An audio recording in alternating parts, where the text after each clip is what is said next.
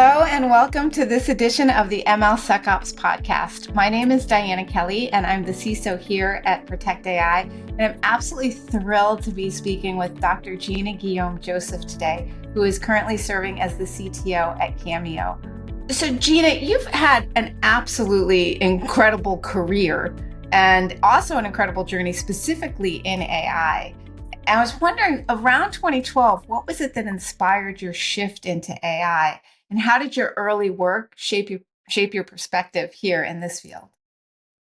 Well, in 2012, I was a systems engineer at the MITRE Corporation. MITRE operates federally funded research and development centers for our U.S. government. And at that time, AI was just starting to come around, particularly deep learning. It was starting to reach that inflection point. And so I saw an opportunity to bridge the gap between traditional systems engineering and the next wave of intelligent systems. And so I then decided to apply to George Washington University. They were leading a program with a PhD in systems engineering with a focus on AI. And I was accepted. And the beautiful thing about that is MITRE does pay for your educational attainment. And they were able to reimburse me that, the tuition fees for the program. I delved in, decided that I wanted to build a model to predict software project failure based on where I was at MITRE. MITRE comes in when there is a technology transformation journey that needs to take place within the government, or, something bad happens, right? And, or projects fail, and we come in to assess and understand the why and provide solutions to counter it. And so I decided to build a model around that. And so that began my early, deep dive into AI. I use a logistic regression model for predicting project failures. Also use successful projects that that did well in order to understand my data, the assumptions, and what really was the underlying challenges with project failure. Yeah, I mean, and what an interesting. I want to deep dive on the project failure, but I know we're to talk about AI, but sometime offline, I'd love to hear more about what your findings were there. But working on the logistics regression models for those failures, I was wondering, how did your understanding of clean and reliable data evolve? What's the importance of it, and what should organizations know about how they prepare data for their AI systems? Absolutely. So data quality and model assumptions matter as much as the algorithms themselves. Even the best models fail if the data isn't clean, it isn't structured, and it isn't representative of the environment. And so part of my research was to go out and capture the data. And that really took the bulk of the time for my 4 years in the program, is identifying where the data was coming from, making sure I had representative data of failed and successful projects, ensuring that it aligned with the goal of my thesis, and then being able to ensure that then I used a system to ensure it was clean, it was structured. I used R to build the model, and identifying which model was best for this use case that I was also delving into. And so that was really important in terms of my understanding of what is the importance of clean, structured, representative data. Yeah, it really does. That's it. And you actually sometimes describe this very succinctly as garbage in, garbage out. So if you could, and I think you've talked about that, but maybe add a little bit more to how you've seen that and how you've seen it be useful. And then also, what have you learned about the best practices to ensure that you've got the data quality so that you're not going to have bad outputs and you're going to ensure safety and reliability of that system? Yeah. Oh my goodness. Yes. Garbage in, garbage out.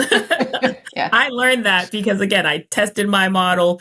I failed a couple of times. with garbage.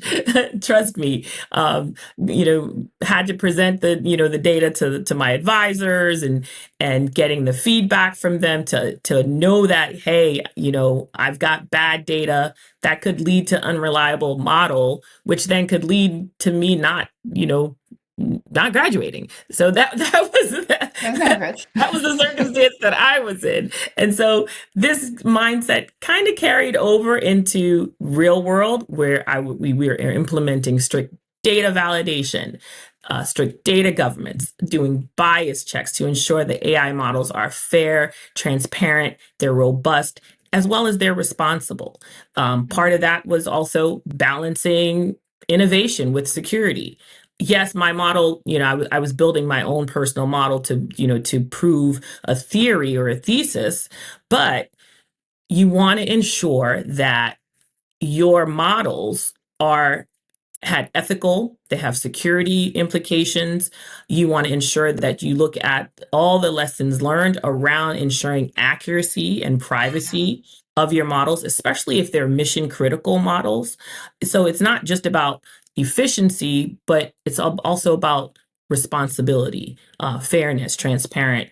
And also, too, your models should be augmentative, not just autonomous. So one of the biggest takeaways from my experience in doing work in AI is that AI augments human decision making, not replacing it. Whether it's HR professionals using AI for talent insights or security teams leveraging AI video analytics, the best outcomes come from human AI collaboration. Yeah, couldn't agree more. Yeah, it's the partnership between human and AI rather than just we don't matter anymore. Yeah. As a CTO, I was wondering what do you find is the most common misconception about AI adoption at organizations, especially when you look at it through a risk and safety lens?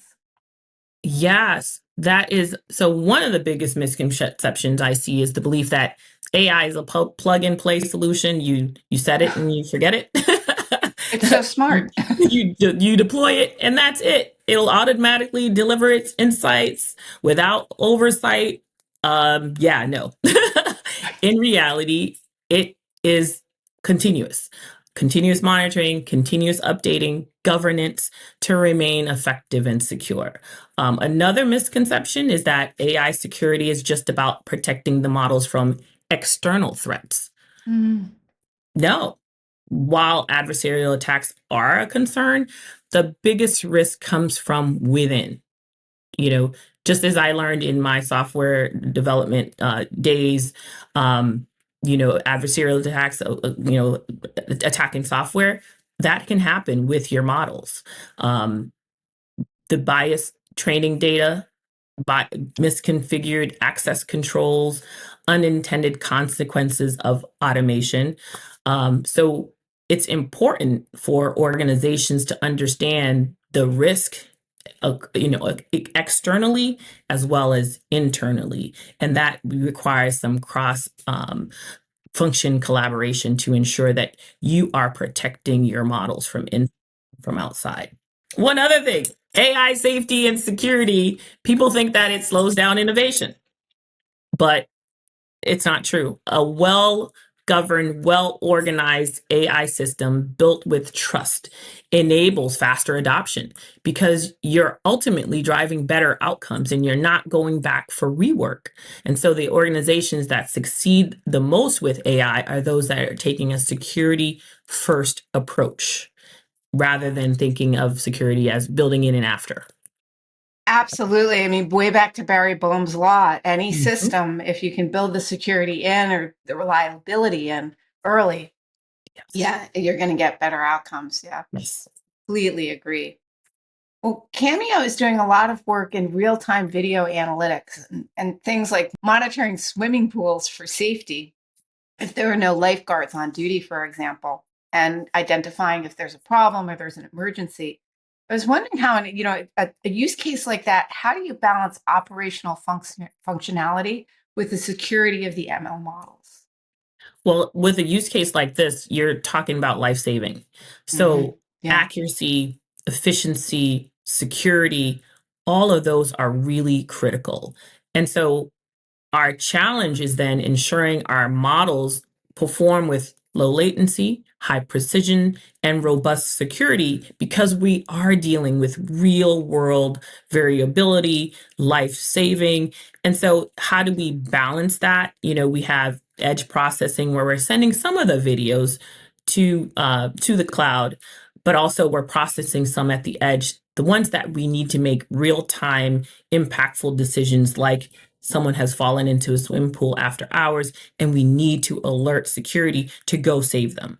And so then you're balancing that. Then you have to understand the zero trust security model where again we have to encrypt video feeds in transit and at rest, ensuring that access is restricted only to those users who have the proper role-based permissions. And then we also do some adversarial testing and some continuous validation because we want to ensure that our models are achieving the desire that we built it for. Again, because some of them are being used in these life-threatening situations. So they're tested against attacks, bias drift, environmental changes, and other things that could occur. And then we're also ensuring that within these compliance-driven environments that we would use our models in, we are leveraging on-device processing to perhaps blur and obscure facial detection so that we are, not exposing those personally identifiable information. So ensuring that we're building in that security first principles into our machine learning pipeline is part of what we have to do because, we are building a life-saving solution. Yeah, and I love that. So it's security by design and privacy by design too. Yeah, so important. So one of the first things we ever talked about was agentic AI. And I know you're doing some really fascinating things at Camio. I was wondering if first maybe you could just briefly explain what agentic AI is for the audience, and then talk about the opportunities and challenges that we're seeing in the space. Yeah, so agentic AI are systems that can operate independently, not completely autonomous, augmentative, we talked about. So they can operate, make decisions, using real world data and using, existing data, and without the step-by-step instructions that, our traditional AI models are using. So particularly, in a scenario with, what we're using, Camio is using it for is, automated threat response. So using agentic AI to detect intrusion, to analyze the intent, to trigger an appropriate countermeasure or response, as well as alerting the humans, alerting the security system to lock down, oftentimes without human intervention. And so it automatically knows that we've got a threat. It understands the threat. It analyzes the threat. It sends the trigger for the countermeasures, and then it takes action. Got it. All right. Thank you. So a lot of security we need to think about there, and when we're having some decisions made right by the AI. Yeah. Something and else ethical concerns too. Ethical concerns too, because if the system is operating autonomously, it could make some decisions that could counter or go against saving a human life. So specifically in agentic, is there anything, we talked about AI security and robustness, but is there anything at that autonomy, does that create new intersection or vulnerability points? And then what do we have to add into the process to make sure that we're not just securing AI, we're securing agentic AI? Exactly. So the biggest challenge is autonomy versus oversight. So how do we ensure AI makes the correct decisions without introducing excessive automation risk? So you got to strike the balance between AI automation, human control. That is really critical. How do we do that? I don't quite know, but it's Work in progress. It's a work in progress. Another thing that you got to think about is explainability versus compliance. So, many industries require clear decision rationales because of just the nature of the business, right? So black box AI, it's a challenge. It's a challenge when accountability is required in a legal or regulatory environment. So you got to make sure that you're documenting, you're tracking, where's your data coming from, how is it being used. Those are all critical because we know we do have laws that we have to provide that. Adversarial attacks and manipulation. So it's more susceptible to model spoofing, to adversarial perturbations, or media attacks that could deceive decision-making processes because it's slowly injecting malicious data into the models, or it's spoofing. There's just a number of challenges that we have to look out for with agentic AI because we're giving it the autonomy. So you're using and leveraging not just agentic AI, but also large multimodal AI models at Camio. That's a bit of a mouthful. Mm-hmm. What is a large multimodal AI model, and how are you leveraging them to accomplish the great work that you're doing? Yeah, large multimodal models, they combine multiple input types, video, audio, text, sensor data to create richer, more context-aware AI systems. So instead of relying on just one form of input, they synthesize multiple data streams to improve accuracy in decision making. So, for example, in video analytics, a traditional model might only look at and analyze images, but multimodal looks at the video feeds to detect movement and any anomalies, audio signals to recognize distress calls or gunshot wounds or gunshots, text data like access to logs to identify suspicious activity, sensor data for temperature or motion control, or sensors for awareness of your environment. And so the fusion of the different sources allows for more reliable, context-aware AI systems where you're also reducing false positives and improving the situational awareness of the model. Fascinating. And that's a lot of work, it sounds like. Yes. How do you, when you're evaluating the security of open source customer-based models that you bring into the system, if you're ingesting them or using them, how do you make sure that they're going to be secure, that they're reliable? Do you use a process, people, technology approach, or is there something else? Yes. So we have to follow different approach. I mean, people, process, technology is the foundation, right? You want to make sure that you have dedicated security and AI ethics reviews where every model has to undergo security, bias, privacy assessments before we deploy.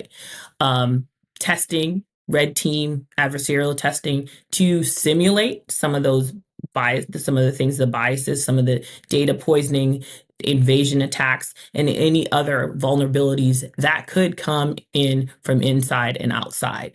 From a process perspective, you want to track your data for lineage tracking to ensure that the models aren't trained on contaminated, unbiased, or compromised data sets. That's one of the things that I was doing with my research. I had to ensure that data provenance tracking was in line. And then continuous model monitoring. You don't just create it and build it and set it and forget it. You got to look at and monitor its progress and its degradation over time and ensure that you're retraining the models accordingly with new data sets. And then the tools, so you got to do some, model scanning. You want to look at, security frameworks like MLSecOps pipelines to scan for backdoors, for attacks, for vulnerabilities. All of those things are really critical and important to agentic AI, to ensure that the safety and use of the product. And then also part of that is to ensure that it meets the highest standards of security, reliability, and you ensure that you're injecting all the ethical AI principles into the model. Well, we're definitely big fans of model scanning and red teaming models here. So yeah, completely agree with that. So I'm just curious, what's next for your team at Camio? What are the big innovations or projects you have on the horizon for this year? Agentic AI. Okay. Multimodal intelligence. Yeah. Those are the things that we're looking at. So those are some of the key innovations, on the horizon. Autonomous AI-driven security workflows. So moving from just alerting, but decision-making of the AI systems that they can initiate those responses autonomously, augmentatively, with humans, of course, in the loop. Edge processing, so that we can provide real-time analytics with lower cost and with enhanced data privacy, and industry-specific AI applications, because we're using the models across healthcare, transportation, government, industrial security. And so being able to build out these models to specifically address some of those unique sector needs. And so yeah, we're going to continue to push the boundaries and do great work to protect humans. You got a busy year coming up and a lot to do, as do a lot of us in the AI space. I was wondering, given everything you've seen, I know it's going to be hard to do it, but if you could sort of distill down one nugget of wisdom that you wish everybody understood about building reliable and safe AI systems, what would that be? What would that be? AI systems are not going away. We all know that. Look at the news. There's a new model coming out every week. Pretty much, yeah. Yeah, and so the data is massive. So security shouldn't be an afterthought. It should be foundational design principle for AI development. And we don't want to rush AI adoption without securing our data pipelines, without securing our models, without ensuring that our decision-making frameworks are secure. We want to build, the zero trust architecture. We want to build the explainability and transparency, and also have ongoing security and bias audit. Embedding these day one, from when we're identifying the requirements for the model, embedding that into our AI models will ensure that it continues to be a force for good. It's a trustworthy force for good, and removing as much of the risks or unintended consequences as possible. Yeah, thank you. Such sage advice. And thank you so much for your time, taking time out of your very busy life and job to come here and share your wisdom with us.